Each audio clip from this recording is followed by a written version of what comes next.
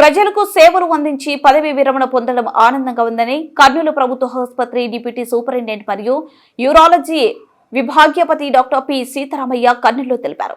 శనివారం కర్నూలులోని కర్నూలు మెడికల్ కళాశాల లెక్చరర్ గ్యాలరీలో పదవీ విరమణ పొందారు.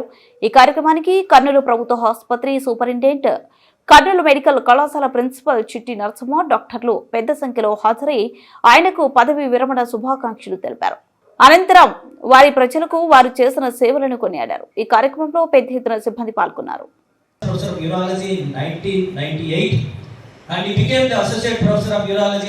He is the only eligible associate professor to get a promotion in the state.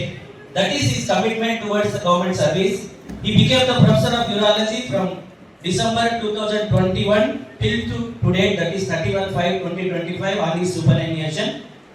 And without the support of Srimati Gates, so a big round of applause to Anjali Madam, who is a better half person, who is always guiding whenever friends or marriage, any event, madam will be there guiding our health. And sir is blessed with one daughter and one son. I think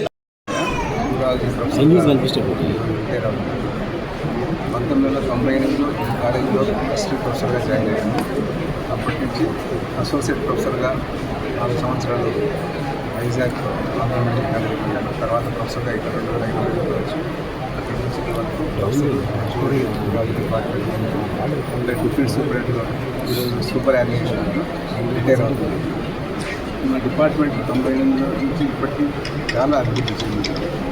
అప్పట్లో రోజుకు 20 మంది ఓపీలు 20 మంది patients వచ్చేవాళ్ళు. అటువంటి వారానికి 5 ఓపీలు ఉన్నాయి, 5 రోజులు operation థియేటర్లు.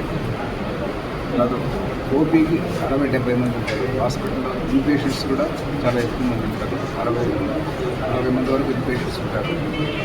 ఇట్లా అన్ని రకమైన ఆపరేషన్స్ జరుగుతున్నాయి government general hospital.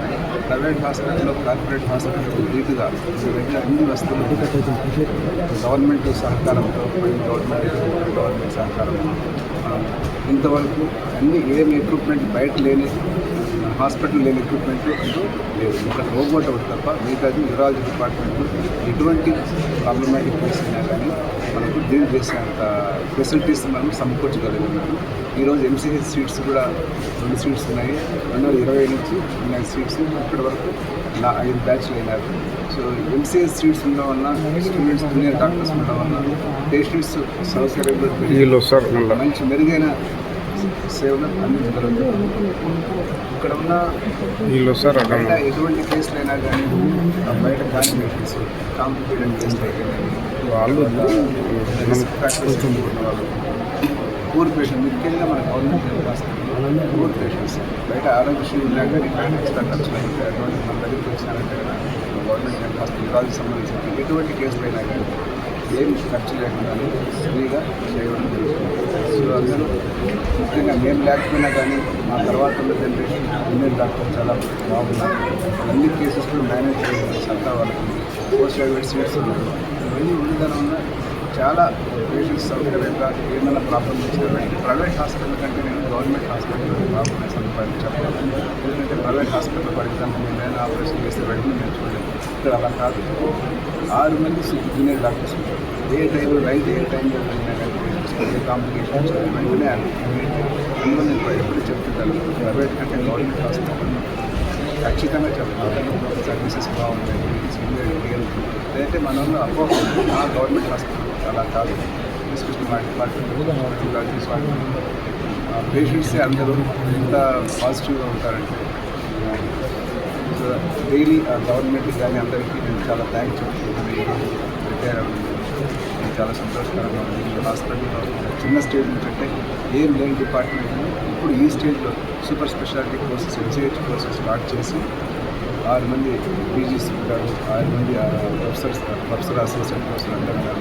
So full fledged డిపార్ట్మెంట్లో అన్ని రన్ చేసే డిపార్ట్మెంట్ వదిలేసి నా తర్వాత జనరేషన్ బాగా ట్రీట్ చేస్తాను.